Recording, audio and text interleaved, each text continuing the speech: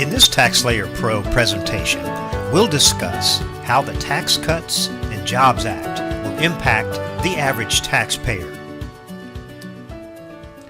The Tax Cuts and Jobs Act is the most dramatic change to the tax code in more than 30 years. Republican congressional leaders claim that the act will spur economic growth and cut taxes for working families. And with that in mind, here's a look at what the Tax Cuts and Jobs Act could mean for the average American in 2018. Just what does that mean for folks like you and me? For an average single young professional who doesn't have children and earns around $40,000 per year, he or she should see a modest tax break for the next 8 years. After 8 years, the cuts right now are set to expire. Unless Congress acts to extend them or enacts new legislation, our taxes will go back to where they are now, the 2017 rates. So just who is the average taxpayer? Using IRS data from the 2015 tax year, the average household's adjusted gross income was just under $68,000. Why 2015? Because this is the most recent year for which finalized data is available. After deductions, exemptions, and credits, the average taxable income was just under $48,000. That's taxable income now.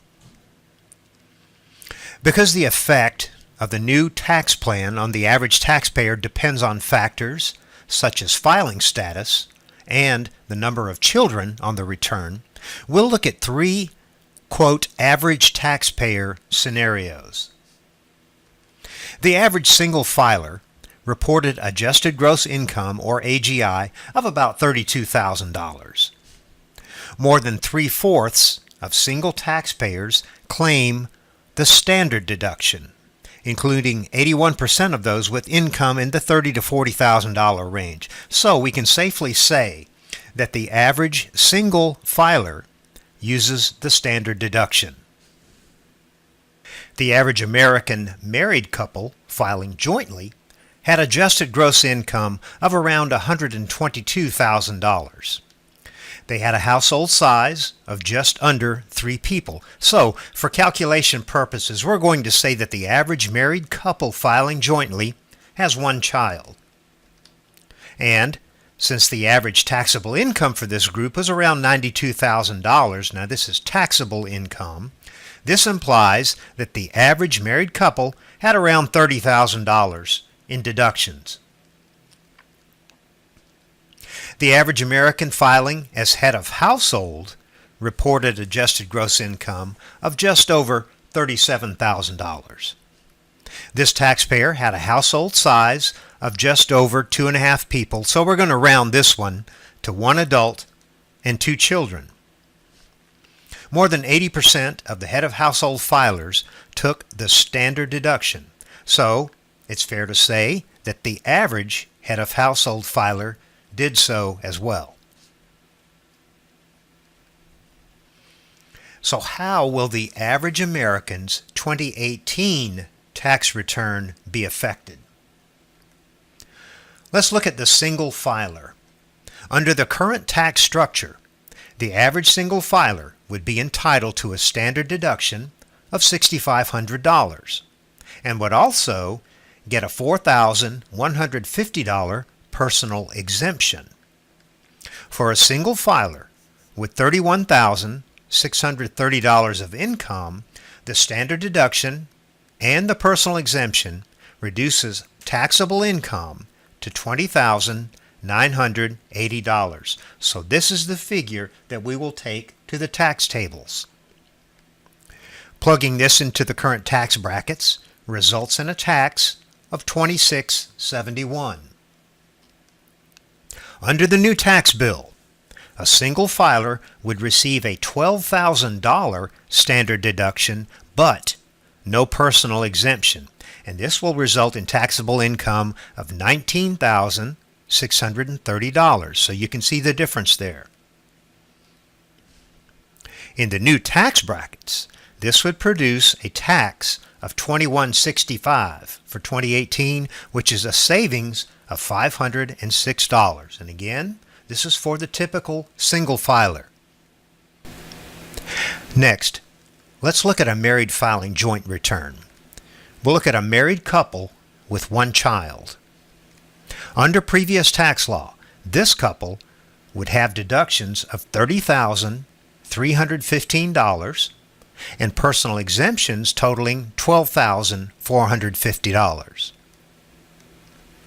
For a married couple reporting $122,073 in income, which is the national average in 2015, this would reduce the average taxable income to $79,308. Based on the previous tax brackets, this would result in an $11,135 tax, which would be reduced by roughly $400 by the child tax credit. Now, since the child tax credit phases out above adjusted gross income of $110,000, the average couple's $1,000 credit would be reduced. This is going to result in a final tax bill of $10,735. Under the new tax bill, this couple will get their deductions, but no more personal exemptions. Now, we'll assume it's mortgage interest and other deductions that are kept in place. This will produce an average taxable income of $91,758, which corresponds to a $12,066 tax under the new brackets. However, this couple would get the full expanded $2,000 child tax credit, bringing their tax bill down to $10,066. Let's look at a head of household return. Under the old rules, the head of household filing status gave a $9,550 standard deduction and 3 personal exemptions, assuming 2 children, totaling $10,450. The national average head of household income was $37,197. The standard deduction plus the personal exemptions would reduce this taxable income to $17,197. This would result in a tax of $1,900 under the old tax law.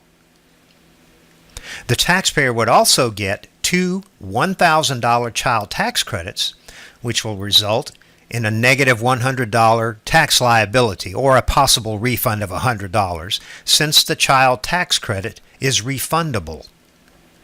Under the new tax law, the taxpayer will lose personal exemptions, but will get a higher $18,000 standard deduction, bringing the taxable income to $19,197.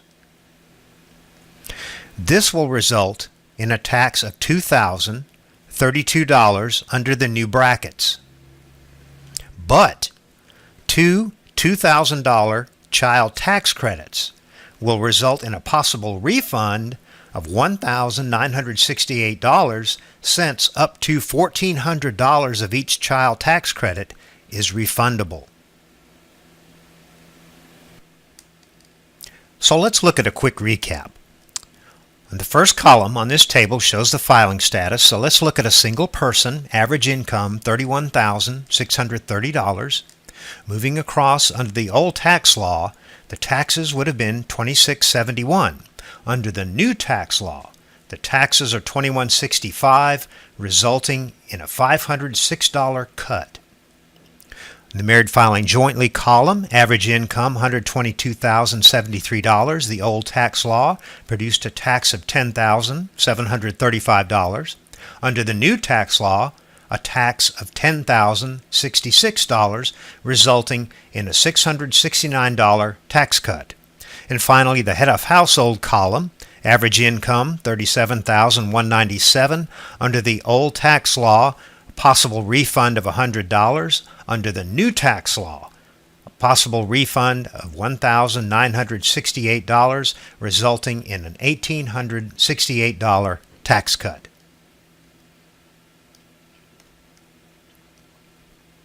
Let's look at a few specifics about the Tax Cuts and Jobs Act. The overall federal tax rate will be lower, as we've seen in the previous examples. Right now, for everyone who makes between $37,951 and $91,900, the federal tax bracket is 25% right now. With the new tax plan, this bracket will go down to 22%, which will be the rate for everyone who makes between $38,701 and $82,500. You may be better off taking the standard deduction.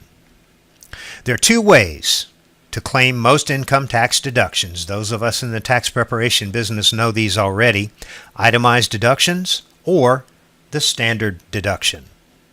About 70% of all filers take the standard deduction.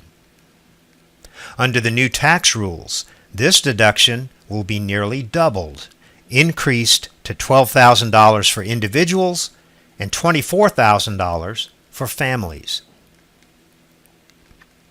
According to a New York Times article, if you're a single person making $40,000 a year and don't have any children, you'll get a tax cut of around $750 a year, no matter which state you live in, if you take the standard deduction.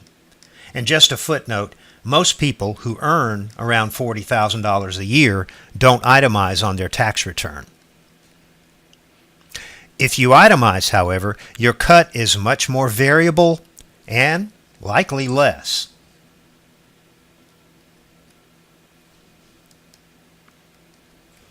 The precise numbers for standard deduction versus itemized deduction will be different based on the particulars of your personal financial situation, like property ownership and the amount that you donate to charity. These situations can vary greatly. There are all sorts of deductions that the new tax bill eliminated altogether or greatly shrank. The most consequential deduction for taxpayers who itemize is the reduced deduction for local, state, and property taxes. Under the current tax plan, covering 2017 returns, taxpayers can take deductions for state and local income taxes paid, real estate taxes paid, and personal property taxes paid. That means less of a taxpayer's income was taxed by the federal government, depending on how much he or she paid in taxes to state and local governments.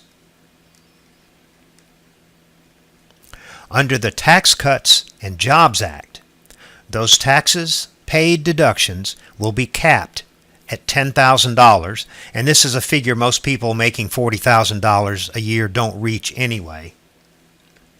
Depending on where you live, if you own property and how much your property is worth, you could be paying slightly more in taxes or have a smaller tax deduction than you've had in the past.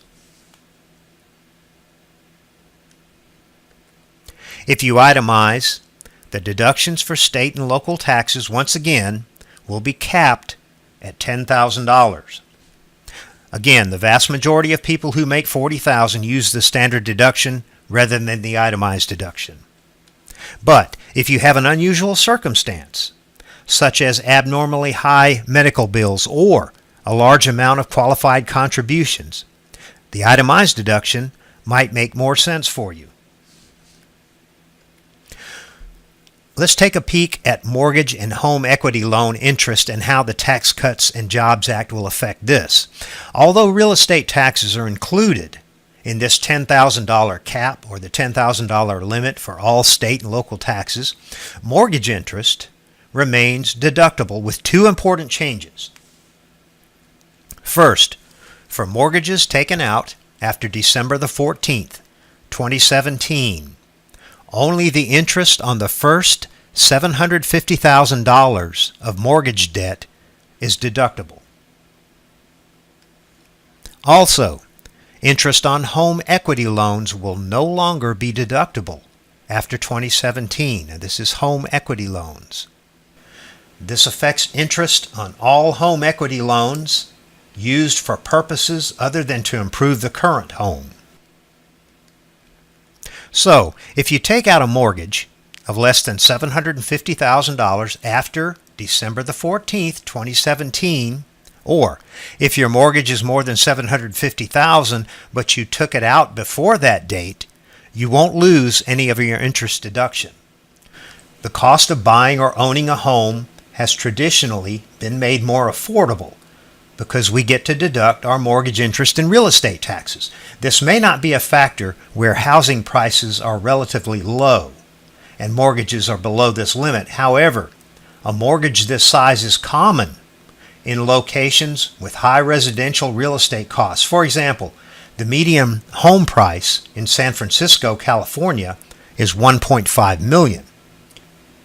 Even if the loan was taken out before December 15th, 2017. Now, of course, if for other reasons you can't itemize, your otherwise deductible mortgage interest will have no effect on reducing your federal tax.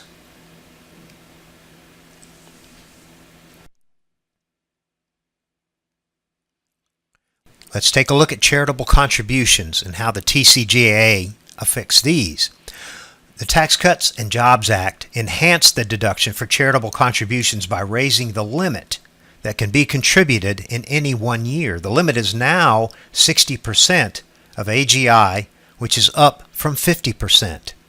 And for the 2015 tax year, 82% of taxpayers who itemized claimed a charitable contribution. If you can still itemize, you can continue to deduct charitable contributions, but it only reduces your income and your taxes if all of your itemized deductions are greater than the newly raised standard deduction. Taxpayers who've lost the value of some deductions, such as the previously talked about state and local tax deduction, may consider making up the difference by contributing more to their favorite charity so that they can continue itemizing on their tax return. Let's look at some changes to the Affordable Care Act, or Obamacare. The Tax Cuts and Jobs Act also removes the individual mandate part of the Affordable Care Act, again also known as Obamacare. And recall, this is the portion of Obamacare in which taxpayers face a tax penalty if they don't buy health insurance. The individual mandate portion of the new tax law doesn't go into effect until 2019, however.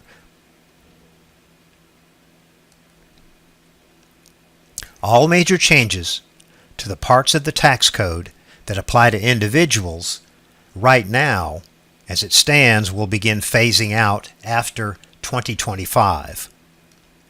In the future, Congress may decide to renew the bill's tax rules, let them expire, or make more changes. A simpler tax return, is it possible? Well, the tax bill should make filing simpler for millions of taxpayers. Again, that's because the bill doubles the standard deduction to $12,000 from $6,500 for single filers and to $24,000 from $13,000 for couples who file jointly. Taxpayers whose itemized deductions exceed the standard deduction can still claim those instead, items such as a cell phone for work, mortgage interest, but just as in the past, each specific expense must be reported to the IRS. While more than 46 million tax filers itemized under the 2017 tax law, that number is projected to drop to less than 20 million under the new tax plan. Suppose in 2017 a taxpayer who files as single had itemized deductions of $9,200 or $2,850 more than the standard deduction of $6,350 for the 2017 tax year. Now suppose in 2018 this taxpayer again has $9,200 in expenses that would have been deductible in 2017. With a new higher standard deduction of $12,000, the taxpayer can deduct $2,800 more using the new standard deduction rather than itemizing on the tax return. However, the story doesn't end there. Itemizing versus claiming the standard deduction is only one comparison the taxpayer should make. Tax returns have many moving parts, and while this taxpayer benefits from a higher standard deduction, he will need to consider other aspects of the tax return. Next, let's go into a little more detail on some of the items that we've already discussed, such as the end of the personal exemption under the Tax Cuts and Jobs Act. For 2017, the exemption amount on your personal return was $4,050 each for individuals, spouses, and dependents, including children. This amount wasn't subject to any federal income tax. What it did was go to lower our taxable income. Starting in 2018, the personal exemption goes away. In some cases, the elimination of the personal exemption might offset the doubling of the standard deduction for families. And remember, both deductions and exemptions go to reduce taxable income. So let's look at a few examples. A taxpayer, single with no children. The standard deduction increases from $6,350 to $12,000 under the Tax Cuts and Jobs Act. Personal exemptions decrease from $4,050 to zero. So the old tax break for a single person, $10,400, which is the total of the $6,350 standard deduction plus the $4,050 personal exemption. New tax break, $12,000. Next, let's look at a couple married filing jointly with no children. The standard deduction increases from $12,700 to $24,000. Personal exemptions decrease from $8,100 to zero. So the old tax break was $20,800, which is the total of the $12,700 standard deduction plus the $8,100 personal exemptions. The new tax break, $24,000. If the taxpayer itemized before, he or she was deducting more than the standard amount of $20,800, which is the total of the standard deduction and the two personal exemptions. With the new tax break, the taxpayer will need deductions totaling more than $24,000 in order to itemize. Next, let's look at a married couple filing jointly with two children. Standard deduction increases from $12,700 to $24,000. Personal exemptions decrease from $16,200 to zero. Child tax credits, however, increase from $2,000 to $4,000. The old tax break, $28,900, was subtracted from income, and the couple received a $2,000 credit to offset their taxes. The new tax break, $24,000, subtracted from income, but a $4,000 credit to offset taxes. Let's look at a taxpayer who has a child or children under age 17. The child tax credit will increase from $1,000 to $2,000 per child under age 17. We just talked about that. The credit will be refundable up to $1,400. This means that even if there is no tax on the return because of low income, the taxpayer can still get a partial child tax credit. The new tax law also makes the tax credit more widely available to the middle and upper class.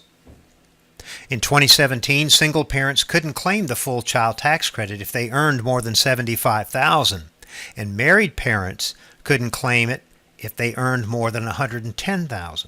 Those thresholds are increasing to $200,000 and $400,000 from 2018 through 2025.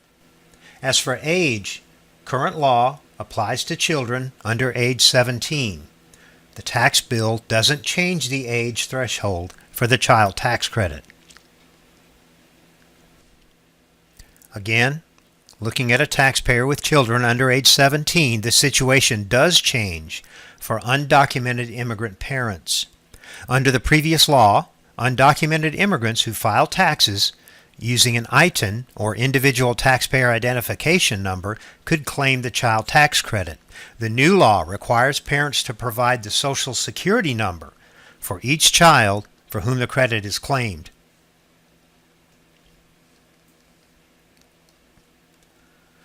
What about taxpayers who have children in private schools? One big change, the 529 or the Coverdell plans have been expanded. Remember, a 529 plan is an investment account that offers tax-free earnings growth and tax-free withdrawals when the funds are used to pay for qualified education expenses. In addition to using these savings plans to fund college expenses, parents may now use $10,000 per year from a 529 account tax-free to pay for K through 12 education tuition, related educational materials, and tutoring. What about taxpayers who care for their elderly parents or relatives and have children over age 17? For dependents who don't qualify for the child tax credits, such as college-age children and dependent parents, taxpayers can claim a non-refundable $500 credit, which goes to offset taxes, subject to income limits. However, caregivers are losing two benefits under the new law. Because of the elimination of the personal exemption, caregivers can no longer claim the $4,050 personal exemption for an elderly parent. Caregivers can no longer claim a dependent care tax credit for qualifying relatives who met dependent standards, which included having gross income of less than $4,050 and receiving more than half of their support from the taxpayer. The maximum available dependent care credit, if you recall, was $600 to $1,050, depending on the taxpayer's adjusted gross income, and was based on up to $3,000 of expenses for the care. Not being able to claim this credit for caring for a dependent parent if you qualified for it, and getting just $500 instead, and losing the personal exemption of $4,050 could be a significant blow to family caregivers. So let's look at some pluses and minuses. There are 8 provisions in the new tax law that will affect average taxpayers the most. 4 of them help, 4 of them not so much. On the plus side of the ledger, the standard deduction doubles, and as we discussed earlier, many taxpayers are going to take advantage of this break. This will make filing individual tax returns much easier. 30% of tax filers itemize, which means they need receipts for their charitable donations and mortgage interest. The headache of keeping these receipts and records will be gone as the new standard deduction becomes more valuable.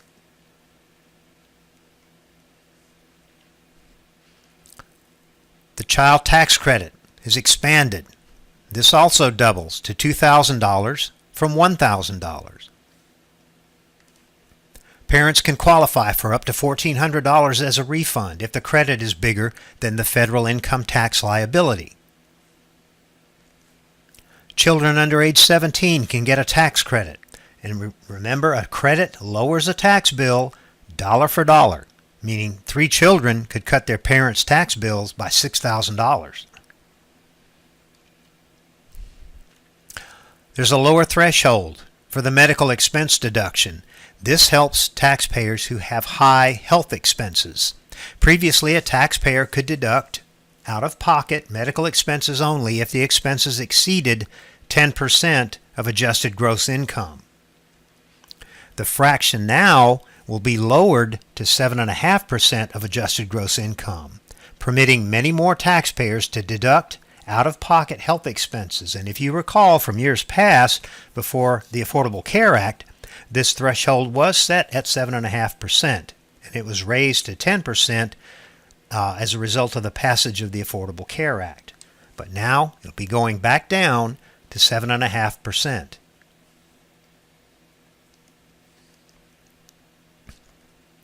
The 7.5% threshold for deducting medical expenses will be temporarily retroactive to 2017 tax returns, unlike the bill's other changes which don't kick in until 2018. The 7.5% threshold change only applies through the 2019 tax year. After that, the 10% threshold will return. This change will help taxpayers with low incomes and high medical expenses. If adjusted gross income is $50,000, the taxpayer will be able to deduct medical expenses that exceed $3,750, which is 7.5% of $50,000. So, if the taxpayer paid $5,000 in medical expenses and itemizes their return using Schedule A, then he or she will be eligible to deduct $1,250 of the $5,000 in medical expenses.